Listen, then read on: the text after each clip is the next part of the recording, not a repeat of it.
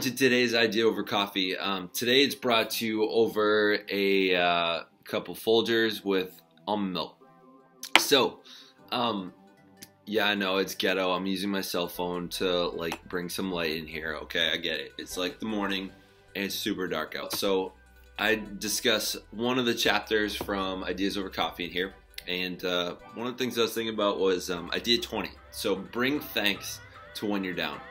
So when I think about that, a lot of people when they're down, you know, they're just having a rough day and they don't try to get out of it, or it doesn't seem like there's any pathway to get out of it. All the time, you know, a lot of people, including myself and a lot of my family members, you know, they were really down yesterday, right? We felt like Trump being elected was not what we saw coming, and I honestly said to somebody, yeah, I'm just gonna be depressed for a day. I'm gonna be depressed for a day. Yeet. I didn't stay that way though, because you know, where can I actually be thankful? I got this idea originally from Oprah's book, where she talks about the fact that she was she's puking and had just been broken up with and crying mercilessly, and Maya Angelou, one of her poet friends, she asked her, what are you thankful for? And she's like, I don't know. And then she said, no, what are you thankful for? And eventually she just started rattling off stuff that she was thankful for. And it totally brought her out of this like funk. And I oftentimes when my wife is down too, I'll just start asking her, what are you thankful for? Come on, honey, what are you thankful for? Yesterday with my students, I talked a little bit about some of the things in Massachusetts that we could be thankful for, even that came out of the election. So I gave an example that, you know, I didn't feel a huge change personally when the president changed, like back when Bush or Obama became president. I know a lot of conversations change around me, but that was it for the most that I felt like on a day-to-day basis.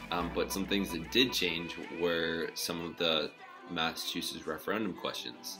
So for example, it was voted that animals will now be required to have more space on their farms. So our food's gonna go up a little bit, but when we see that, we can be thankful that those animals are living much happier lives, at least because they can sit down to poop or, you know, lay down to sleep instead of having to stand up.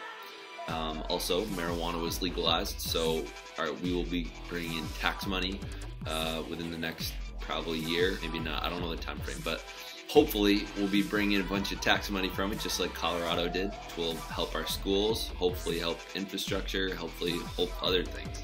But yeah, that could also be looked at as plus. Some of the big banks that were trying to start some charter schools up in Massachusetts were said no to. People trying to bring in more slot machines in Massachusetts. These are my alarms. These are my alarms to remind me to do stuff. It says after meditation. I'll make a YouTube video and said, this is my meditation. What up? So